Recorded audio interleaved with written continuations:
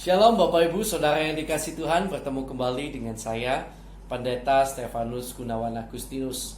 Sebelum kita bersama-sama mendengarkan firman Tuhan, saya akan ajak saudara bersama-sama untuk menyanyikan satu lagu yang sangat luar biasa sekali liriknya, di mana lagu ini adalah sebuah doa dan sekaligus komitmen bahwa kita akan mau setia kepada Tuhan Yesus sampai detik terakhir hidup kita. Ya, kita pujikan lagu ini bersama-sama. Selidiki aku, lihat hatiku. Mari kita akan datang bersama kepada Tuhan. Selidiki aku, lihat hatiku. Apakah ku sungguh mengasihi Yesus, Kau yang Maha Tahu dan menilai hidup. Tak ada yang tersembunyi bagimu. Telah kulihat kebaikan-Mu yang tak pernah habis di hidupku. Ku berjuang sampai akhirnya Kau dapati aku tetap setia. Selidiki aku, lihat hatiku. Apakah ku sungguh mengasihi Yesus, Kau yang Maha Tahu dan menilai hidupku. Tak ada yang tersembunyi bagimu. Telah kulihat kebaikan-Mu yang tak pernah habis di hidupku. Ku berjuang sampai akhirnya Kau dapati aku tetap setia. Telah kulihat kebaikan-Mu yang tak pernah habis di hidupku. Ku berjuang sampai akhirnya Kau dapati aku tetap setia.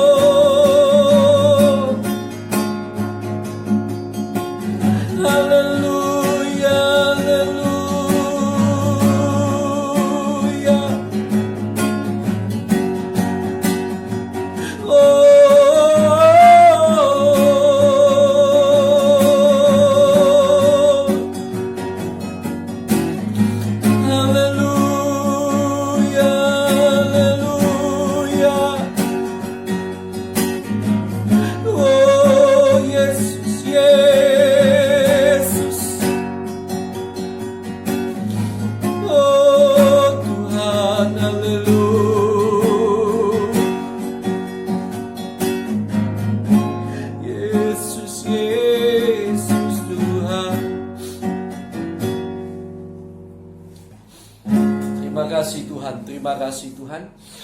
Kami bersyukur kepadamu. Sebentar kami akan bersama-sama mendengarkan sabda kebenaran firman-Mu. Kiranya Tuhan mengurapi kami dengan kuat kuasa Roh Kudus. Kiranya Tuhan akan menolong kami semuanya, sehingga kami bukan hanya mampu menjadi pendengar, tetapi juga menjadi pelaku-pelaku setiap kebenaran firman-Mu. Dan seperti lagu yang sudah kami naikkan tadi Tuhan, kami mau berjuang untuk setia sampai akhir. Tapi kami juga tahu kami sangat terbatas. Tanpa-Mu kami tidak akan mampu. Karena itu tolong kami untuk mampu setia sampai akhir. Hembusan nafas kami yang terakhir Tuhan. Terima kasih Tuhan, terima kasih. Biar kami setia kepadamu sampai kami memperoleh mahkota kehidupan yang telah Kau janjikan. Terima kasih Tuhan, dalam nama Tuhan Yesus Kristus. Haleluya, amin. Puji Tuhan.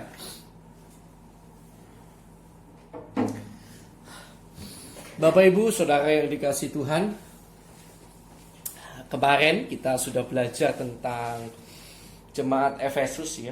Jadi saya sudah katakan kepada saudara bahwa 7 sidang jemaat yang tertulis di dalam kitab Wahyu menurut saya adalah gambaran 7 golongan atau 7 jenis atau 7 pengalaman hidup yang dialami oleh jemaat-jemaat di akhir zaman. Ada orang yang pengalaman hidupnya seperti jemaat Efesus, ada yang seperti jemaat Smyrna, ada yang seperti jemaat Pergamus, Tiatira, dan lain sebagainya. Ya, jadi ini adalah golongan-golongan jemaat, jenis-jenis jemaat yang Tuhan izinkan ada ya terjadi dalam hidup seseorang. Pengalaman-pengalaman yang Tuhan izinkan terjadi. Ada yang seperti Efesus kemarin kita lihat, bahwa jemaat yang sangat pandai, jemaat yang mereka adalah jemaat yang sangat mengerti firman. Mereka tidak bisa ditipu oleh nabi-nabi palsu, pengajar-pengajar palsu, rasul-rasul palsu. Mereka tidak kenal lelah. Mereka sabar menderita karena nama Tuhan. Tetapi ada kekurangan yang Tuhan ingatkan. Bukan karena Tuhan benci sama mereka, tetapi karena Tuhan cinta pada mereka. Karena itu Tuhan ingatkan, kamu kehilangan kasih yang semula. Dan kemarin kita sudah belajar bahwa kasih yang semula itu ternyata apa? Kasih semulanya jemaat Efesus ternyata adalah kasih kepada sesama yang semula dimiliki oleh jemaat Efesus dalam surat Efesus sekitar tahun 58 Masehi.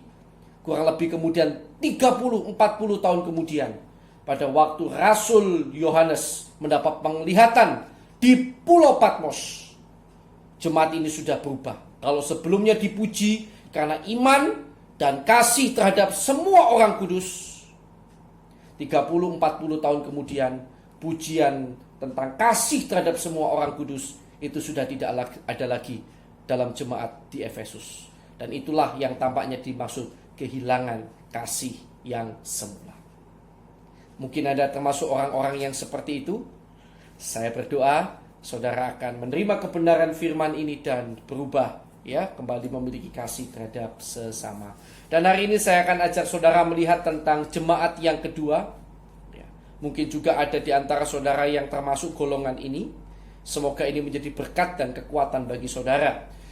Kita akan lihat yang kedua adalah golongan jemaat Smyrna ya, golongan jemaat Smyrna. Wahyu pasal 2 ayat 8 sampai 11. Dan tuliskanlah kepada malaikat jemaat di Smyrna, inilah firman dari yang awal dan yang akhir. Perhatikan, yang telah mati dan hidup kembali. Dia memberikan atribut yang berbeda dengan jemaat di Efesus. Kalau jemaat di Efesus, atributnya inilah firman dari Dia yang memegang ketujuh bintang itu di tangan kanannya dan berjalan di antara ketujuh kaki dian emas itu. Untuk jemaat Smyrna, ya, perhatikan lagi. Inilah firman dari yang awal dan yang akhir, yang telah mati dan hidup kembali. Perhatikan, telah mati dan hidup kembali. Diberitahukan lebih dulu bahwa di dalam Dia ada kebangkitan. Dia sudah mati, Dia hidup kembali. Ya. Nah, kemudian lanjut. Aku tahu kesusahanmu dan kemiskinanmu. Berarti ini jemaat yang minim sekali ya, susah dan miskin. Dalam bahasa aslinya betul-betul miskin sekali. Kalau kita lihat dalam bahasa aslinya, kata yang digunakan menunjukkan mereka sangat-sangat miskin. namun engkau kaya. Dan fitnah mereka yang menyebut dirinya orang Yahudi, tetapi yang sebenarnya tidak demikian. Sebaliknya mereka adalah jemaah iblis. Jadi sudah mereka itu miskin dalam keadaan susah, tetapi Tuhan bilang engkau kaya. Ini nanti kalau kita lihat berkebalikan dengan jemaat yang terakhir, jemaat Laodikia. Jemaat Laodikia itu merasa kaya, tapi Tuhan bilang kamu miskin. Tetapi sebaliknya kepada jemaat di Smyrna, aku tahu kesusahanmu, kemiskinanmu, namun engkau kaya, kata Tuhan.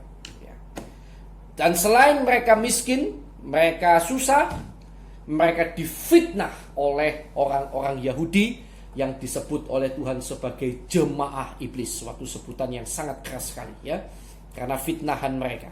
Nah, kita lanjutkan dulu. Ya. Dan fitnah mereka yang menyebut dirinya orang Yahudi, tetapi yang sebenarnya tidak demikian. Sebaliknya mereka adalah jemaah iblis. Ya. Jangan takut terhadap apa yang harus engkau derita. Nah, ini.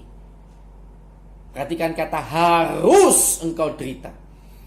Artinya mau tidak mau, penderitaan mereka itu sudah ditetapkan Tuhan untuk mereka alami. Ya, tapi kita lihat dulu, jangan khawatir. Kita lihat lebih jauh dulu, ya, untuk kita bisa memahami lebih jauh tentang jemaat Smyrna ini. Sesungguhnya iblis akan melemparkan beberapa orang dari antaramu ke dalam penjara, supaya kamu dicobai dan kamu akan beroleh kesusahan selama 10 hari. Hendaklah engkau setia sampai mati, dan aku akan mengaruniakan kepadamu mahkota kehidupan. Siapa bertelinga, hendaklah ia mendengarkan apa yang dikatakan Roh kepada jemaat-jemaat. Barang siapa menang, ia tidak akan menderita apa-apa oleh kematian yang kedua. Puji Tuhan. Puji Tuhan. Ya, saudara yang dikasihi Tuhan, kita lihat jadi di sini jemaat Smyrna itu jemaat yang susah, miskin. Padahal kalau kita melihat secara sejarah, kota Smyrna itu kota yang kaya. Ini adalah kota yang terbesar nomor 2 di daerah sana, tetapi nomor 1 dari segi keindahan. Kalau kita lihat berdasarkan sejarah perkamen-perkamen yang ditinggalkan oleh penyair-penyair pada masa itu, kita lihat bahwa kota ini terkenal sebagai kota yang sangat indah, kota yang kaya. Tetapi orang Kristen di sana ternyata hidup dalam keadaan yang miskin dan teraniaya. Namun yang menarik adalah mereka disebut kaya oleh Tuhan. Sekalipun secara manusia memandang mereka miskin, teraniaya, namun mereka kaya di mata Tuhan. Saudara, mungkin ada di antara saudara yang seperti ini, ya. Mengikuti Yesus sudah begitu lama, cinta Tuhan, tetapi seizin Tuhan dalam keadaan miskin, teraniaya. Bukan karena saudara malas. Jemaat di Smyrna ini, mereka dalam keadaan seperti ini bukan karena mereka malas. Tetapi kalau kita lihat sejarah, jadi bukan juga karena kesalahan mereka tidak bisa bekerja, bukan. Kalau kita melihat sejarah, mereka memang sangat ditekan oleh orang-orang Yahudi yang ada di Smyrna. Mereka tidak mau menyembah kaisar, padahal di Smyrna ada kuil yang dibuat untuk Kaisar Tiberius. Pada waktu itu Kaisar Imperium Romawi menyatakan diri sebagai Tuhan dan dibuatkan kuil, dan semua harus menyembah itu. Kalau nggak begitu, hidup mereka dipersulit. Ya, dan orang-orang Kristen di sana tidak mau menyembah patung Kaisar Tiberius, beribadah kepada patungnya Kaisar Tiberius, atau menganggap Kaisar Tiberius sebagai Tuhan, karena Tuhan mereka tetap sama, yaitu Yesus Kristus. Jadi mereka miskin, teraniaya, sekali lagi bukan karena salah mereka, bukan juga karena mereka tidak mau bekerja. Ya, jadi di sini juga saya tekankan, mungkin saudara ada yang miskin, tetapi coba dicek dulu, miskinnya saudara hari ini karena saudara kurang hikmat, saudara memang boros, saudara malas, atau memang seizin Tuhan. Karena saudara Kristen, maka saudara susah bekerja misalnya. Nah, itu baru golongan saudara adalah golongan orang Smyrna ini. Karena saudara percaya Yesus, maka saudara dipersulit. Nah, baru saudara bisa katakan saudara adalah golongan orang Smyrna. Golongan orang Smyrna apakah ada hari ini? Pak, ada saudara. di Ethiopia, di mana-mana negara di mana Kristen dianiaya. Coba lihat. Mereka bukannya tidak mau bekerja, mereka ditekan. Kalau kamu masih Kristen, kamu tidak bisa kerja. Kamu bakal dianiaya. Nah, itulah jemaat Smyrna. Ya. Apakah jemaat Smyrna ini menunjukkan mereka teraniaya karena mereka berdosa? Tidak, tidak. Apakah orang-orang yang dipenggal kepalanya oleh ISIS itu, orang Kristen yang tetap berkata, aku menyembah Tuhan, maka itu berarti mereka berdosa? Tidak. Apakah mereka seperti itu karena kesalahan mereka? Tidak. Bahkan boleh saya katakan, mungkin mereka jauh lebih baik daripada kita. Karena kalau pedang ada di leher kita, belum tentu kita masih akan dapat berkata, saya mau iring Yesus.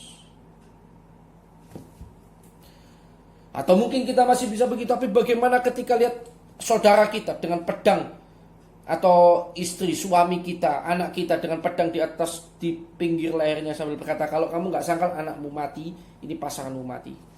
Berat, saudara. Ya. Nah, itulah gereja Smyrna. Jadi kalau saudara hari ini betul-betul mengalami miskin karena saudara memang karena Tuhan, jadi karena nama Yesus saudara dianiaya, saudara tidak dapat bekerja, saudara apa? Karena Kristus saudara punya kepercayaan terhadap Yesus, saudaralah jemaat di Smyrna. Oke? Jadi orang jemaat Smyrna adalah jemaat yang miskin, teraniaya, sengsara. Ya, tetapi walaupun saudara dalam keadaan seperti itu, saudara kaya di mata Tuhan. Kaya di mata Tuhan. Karena itu saudara, saya beberapa waktu lalu berkata, saudara harus mengerti apa itu berkat. Apakah jemaat di Efesus ini tidak, di Smyrna tidak diberkati Tuhan? Saya berkata mereka diberkati Tuhan. Kisah jemaat Smyrna ini mirip dengan kisah jemaat Makedonia.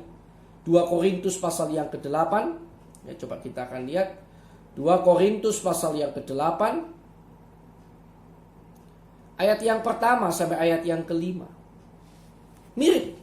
Coba lihat apakah mereka terus disebut sebagai jemaat yang terkutuk atau jemaat yang berdosa? Tidak. Coba lihat ya jemaat Makedonia. Saudara-saudara, kami hendak memberitahukan kepada kamu tentang kasih karunia, loh, justru kasih karunia yang dianugerahkan kepada jemaat-jemaat di Makedonia. Perhatikan. Jadi menurut anggapan Rasul Paulus, menurut teologia Rasul Paulus, menurut Alkitab kita, jemaat Makedonia mendapat kasih karunia, anugerah dari Tuhan. Apa bentuk anugerahnya? Ayat yang kedua, coba lihat. Selagi dicobai dengan berat dalam pelbagai penderitaan, sukacita mereka meluap. Dan meskipun mereka sangat miskin, namun mereka kaya dalam kemurahan. Aku bersaksi bahwa mereka telah memberikan menurut kemampuan mereka, bahkan melampaui kemampuan mereka. Puji Tuhan, puji Tuhan. Jadi di mata orang umum, berkat itu kekayaan seringkali. Itu teologi yang salah. Alkitab berkata kasih karunia justru dianugerahkan berlimpah-limpah, berkat diberikan. Kalau saya boleh katakan. Kenapa? Karena berkat itu dalam bahasa Indonesia, menurut Kamus Besar Bahasa Indonesia adalah karunia Tuhan yang mendatangkan kebaikan dalam hidup manusia. Karunia Tuhan yang mendatangkan kebaikan dalam hidup manusia. Jadi ini kebaikan berkat Tuhan bagi jemaat di Makedonia, bagi jemaat Smyrna, yaitu bahwa mereka dalam penderitaan masih mampu bersyukur, bersukacita, masih mampu memegang imannya sampai detik terakhir. Walaupun miskin, mereka tidak menyangkal Yesus. Mungkin saudara dalam keadaan penderitaan bukan karena salah saudara, mungkin bisa jadi saudara kecelakaan sehingga saudara tidak bisa bekerja, bukan salah saudara, jalan kaki ditabrak orang sehingga sekarang saudara dalam keadaan menderita, bukan salah saudara. Dalam keadaan demikian, kalau kau masih dapat bersukacita, itulah berkat dari Tuhan. Kalau kau masih mampu pegang imanmu sampai akhir, Dan kau berkata tidak kepada dukun, kepada paranormal, kepada apapun, dewa-dewa dan lain sebagainya. Dan kau tetap mampu berkata sampai nafasmu yang terakhir berkata, aku tetap ingin Yesus. Itulah berkat. Haleluya. Jadi pengertian kita tentang berkat harus berubah. Kekayaan bukan tanda Anda diberkati. Kesehatan bukan tanda Anda diberkati. Kepandaian bukan tanda saudara diberkati. Tanda saudara diberkati adalah bila keadaan yang ada pada saat ini dalam hidup saudara, sekeliling saudara, keadaan yang saudara alami saat ini, mampu membuat saudara dekat dengan Tuhan, tetap menyembah, tetap beriman kepada Tuhan. Karena itulah yang terbaik dari yang terbaik di antara yang terbaik. Menjaga iman sampai akhir, sampai bertemu dengan Bapa yang di surga. Itulah berkat. Jadi jemaat di Smyrna, jemaat yang diberkati Tuhan. Laodikia, jemaat yang kaya, tetapi miskin, tidak diberkati Tuhan. Kaya itu bisa bukan karena berkat Tuhan, bisa. Orang kaya bisa karena dia memang pintar cari uang, bisa. Ya, orang pintar bisa karena memang dia punya IQ yang tinggi, bisa. Tetapi orang yang diberkati Tuhan adalah orang yang dalam segala apa yang ada dalam hidupnya saat ini membuat dia semakin dekat kepada Tuhan, membuat dia semakin cinta kepada Tuhan. Sebab itu jemaat di Smyrna bagi orang kebanyakan jemaat yang miskin, menderita dan teraniaya. Tapi bagi saya jemaat Smyrna adalah jemaat yang diberkati oleh Tuhan. Saudara yang dikasihi Tuhan,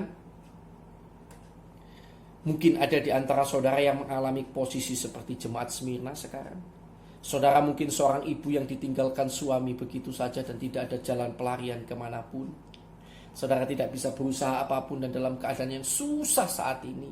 Atau mungkin Anda seorang anak yatim piatu yang dalam keadaan susah saat ini. Bukan karena salah saudara, bahkan karena saudara orang Kristen, saudara disingkirkan oleh sekeliling saudara. Saya mau katakan saudaralah jemaat di Smyrna. Tetaplah setia sampai akhir. Tetaplah beriman sampai akhir. Tetaplah bersukacita sampai akhir. Karena penderitaanmu itu dibatasi oleh Tuhan. Kata 10 hari. Ya, tadi coba. Ya, Wahyu 2 ayat. Tadi Wahyu 2. Kita kembali ya. Coba kita lihat pada ayat yang ke-10.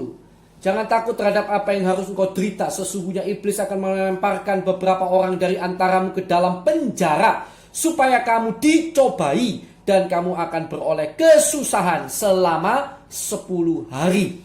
Nah, kata angka 10 dalam orang Ibrani itu menurut saya berikan proposal kepada Anda dari penelitian saya. Pemakaian angka 10 di dalam Alkitab itu angka 10 adalah menunjukkan angka atau jumlah yang sudah genap. Jadi angka 10 adalah angka yang menunjukkan jumlah yang sudah genap, yang sudah ditentukan, atau batas akhir. Jumlah yang sudah genap, yang sudah ditentukan, atau batas akhir, itulah angka 10. Saya kasih perumpamaan seperti air yang diisikan ke dalam sebuah gelas. Bibir gelas itulah ketika air diisi ya sampai pada bibir gelas sudah penuh. Nah, itu bisa dikatakan bahwa gelas itu sudah penuh. Betul ya? Bibir gelas itu merupakan batas akhir. Kalau sudah saudara tuangi lagi air itu akan meluber keluar. Karena bibir gelas itu sudah batas akhir. Batas yang sudah ditentukan. Kegenapan dari kepenuhan gelas ini. Kan gitu kira-kira ya. Maka itulah angka 10. Saya umpamakan seperti air yang dituangkan ke dalam sebuah gelas sampai penuh, sampai ujungnya. Itulah angka 10. Nah, mengapa saya bisa ambil kesimpulan 10 adalah angka yang menunjukkan jumlah yang sudah genap, yang sudah ditentukan atau batas akhir. Ya. Coba saudara ingat, ada 10 firman di 2 loh batu. Jumlah yang sudah genap, yang sudah ditentukan ini, ya.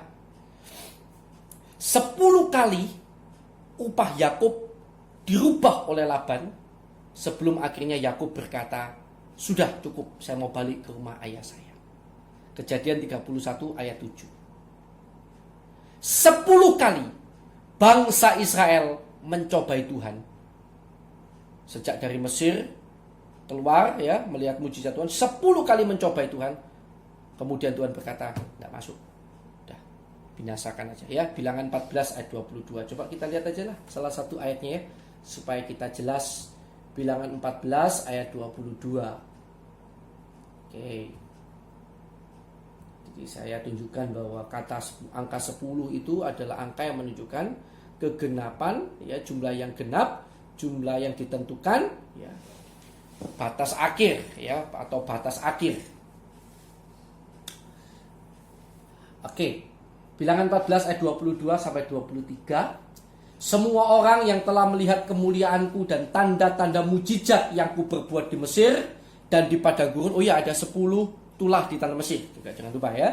Namun telah 10 kali mencobai aku dan tidak mau mendengarkan suaraku, pastilah tidak akan melihat negeri yang kujanjikan dengan bersumpah kepada nenek moyang mereka. Semua yang menista aku ini tidak akan melihatnya. Jadi sudah 10 kali, sudah terakhir batasnya ini. 10 tulang di Mesir. Ya, jadi angka 10 itu sekali lagi jumlah yang sudah genap, yang sudah ditentukan atau batas akhir. Bagikan tadi, ya, bibir gelas itu. Airnya diisikan sampai bibir gelas itu. Nah, saudara nanti juga baca di rumah, ya. Anak haram, keturunan Amon, Moab, sampai keturunan ke-10, sampai terakhir pun, ya, batas akhir pun tidak boleh masuk jemaat Tuhan. Nah, gitu. Menunjukkan bahwa sampai kapanpun, sampai batas yang ditentukan pun tetap tidak boleh, sampai kapanpun tidak boleh masuk jemaat Tuhan. Itu Ulangan 23 ayat 2 dan ayat 3. Angka 10 lain, coba kita lihat beberapa lagi contoh untuk menguatkan saudara. Ruth, Naomi, ya, Naomi, istri dari Elimelek bersama keluarga itu tinggal di Moab 10 tahun sebelum akhirnya kembali ke tanah Israel. Kemudian pada waktu Boas akan menikahi Ruth, Boas memilih 10 orang tua-tua. Jadi 10 itu seringkali memang dipakai untuk menunjukkan jumlah yang sudah genap, angka yang sudah ditentukan, jumlah yang sudah ditentukan, atau batas akhir. Ya, nanti lain-lain banyak, ya, 10 gadis, 10 lain-lain, ada banyak sekali. Tapi kalau saya tunjukkan semuanya akan terlalu panjang. Tapi di sini saya hanya memberikan beberapa ayat untuk menguatkan proposal yang saya berikan kepada saudara, proposal pengertian yang saya berikan kepada saudara, bahwa menurut saya angka 10 digunakan oleh Tuhan untuk menunjukkan tentang jumlah yang sudah genap, yang sudah ditentukan, atau batas akhir. Nah, sehubungan dengan tadi jemaat Smyrna, engkau akan beroleh kesusahan 10 hari lamanya. Artinya kesusahanmu memang berat, tetapi sudah dibatasi 10 hari, tidak akan lebih. Hendaklah engkau setia sampai akhir. Saudara, setiap penderitaan kita itu sudah ditentukan oleh Tuhan, ada batasnya. Dan sampai batas itu Tuhan ingin kita setia sampai akhir. Tidak akan berlangsung selamanya penderitaanmu. Satu-satunya penderitaan yang akan berlangsung selamanya adalah penderitaan di dalam neraka. Ketika saya dan saudara menyangkal Yesus, meninggalkan Yesus, itu baru penderitaan tanpa batas. Tetapi selama di dunia ini, penderitaan jasmani seberat apapun, itu sebenarnya ada batasnya. Jemaat Smyrna, jemaat yang diizinkan Tuhan, ada dalam penderitaan. Tapi bagi dunia penderitaan. Bagi kita, ketika kita melihat sesungguhnya jemaat ini adalah jemaat yang diberkati Tuhan. Saya yakin dalam penderitaan mereka sampai akhir percaya pada Yesus. Karena di antara mereka ada seorang murid Yohanes yang terkenal yang bernama Polikarpus, berdasarkan sejarah gereja, yang sampai akhir dibakar hidup-hidup. Dia tidak mau menyembah kaisar. Dia berkata 85 tahun kalau tidak salah. 85 tahun lamanya saya mengikuti Yesus. Tidak pernah Yesus mengecewakan saya. Karena itu sampai akhir saya tidak akan menyembah Tuhan yang lain. Hanya Tuhan Yesus. Dan saya yakin sekalipun sakit, betul-betul sakit, mereka mengalami sukacita yang tidak bisa kita pahami. Mereka mengalami ketenangan yang tidak bisa kita pahami. Sebagaimana ketika Stefanus bisa dengan tenang menengadah ke langit. Di tengah lemparan batu, kita tidak melihat dia berteriak kesakitan. Saya tidak tahu mengapa dia tidak berteriak kesakitan. Saya tidak tahu mengapa dia tidak merintih sebagaimana layaknya ketika orang dilempar batu. Sakit, pasti ada yang kena kepalanya. Tetapi bisa tenang-tenang dia berteriak, Tuhan Yesus, kepadamu kuserahkan rohku, kalau nggak salah ya. Jangan tanggungkan kesalahan ini kepada mereka. Luar biasa. Ada ketenangan yang tidak pernah kita bayangkan. Ada sukacita yang tidak pernah kita bayangkan, yang Tuhan berikan kepada orang-orang ini. Kekuatan yang lebih-lebih. Karena itulah berkat Tuhan bagi mereka. Apakah saudara adalah jemaat di Smyrna? Bila ya, pesan saya hari ini, saya hanya bisa berkata, bertahanlah sampai akhir. Saya tahu itu berat. Setiap hari saya berusaha mendoakan. Saya berusaha membawa dalam doa saudara-saudara saya di seluruh dunia, yang di Ethiopia, di Syria, yang disiksa. Kalau boleh Tuhan lepaskan mereka dari penderitaan itu. Jangan sampai menderita seperti itu. Saya tentu tidak ingin ada di antara saudara yang mengalami seperti jemaat di Smyrna. Saya sendiri pun kalau mengalami ya pasti aduh. Tetapi saya hanya bisa berkata, kalaupun kita harus alami, kiranya saudara adalah orang yang diberkati Tuhan dengan kekuatan, sukacita dan damai sejahtera sampai akhir. Ya, iring Yesus sampai akhir. Tetap setia sampai ujung perjalanan hidupmu. Tuhan Yesus memberkati. Mari kita akan berdoa bersama-sama. Terima kasih Tuhan buat berkat firman yang telah Kau berikan pada kami. Tuhan, kami tidak tahu apa yang Kau tentukan bagi setiap kami. Tetapi biarlah kami berdoa, kami kiranya hidup dalam berkat-Mu Tuhan.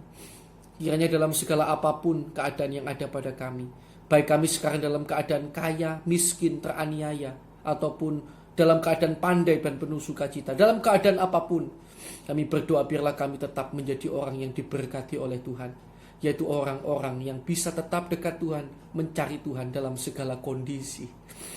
Tuhan, tolonglah kami. Kalau ada di antara kami yang hari ini mengalami seperti jemaat di Smyrna, teman-teman kami, saudara-saudara kami dalam keadaan berat di Syria, Ethiopia, di berbagai tempat Tuhan. Tuhan, berbelas kasihanlah kepada mereka. Kiranya Tuhan kalau boleh melepaskan mereka dari penderitaan mereka. Jangan biarkan mereka menderita terus, kasih sekali Tuhan.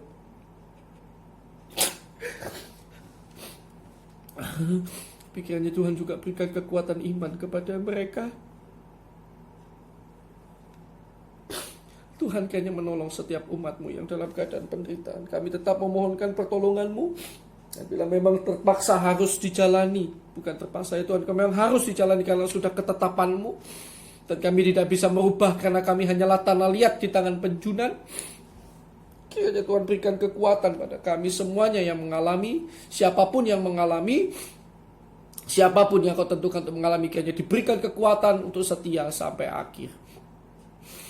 Terima kasih Tuhan, terima kasih. Dan buat kami semuanya yang mungkin tidak mengalami seperti jemaat di Smyrna, seperti saudara-saudara kami yang dalam keadaan penderitaan berat, biarlah kami menyadari betapa luar biasanya keadaan kami sekarang ini, dan kami menghargainya dengan penuh ucapan syukur. Terima kasih Tuhan. Biarlah kami tidak bermain-main, tidak justru kehilangan iman ataupun Tuhan bahkan menghabiskan waktu dengan sia-sia dalam keadaan yang baik ini. Mungkin kami masih dalam keadaan baik. Kiranya Tuhan, Kau tolong kami agar kami diberkati oleh Tuhan, selalu hidup dekat dengan Tuhan, menyenangkan hati Tuhan. Terima kasih Tuhan, dalam nama Tuhan Yesus Kristus kami serahkan semuanya dalam tangan. Haleluya, Amin.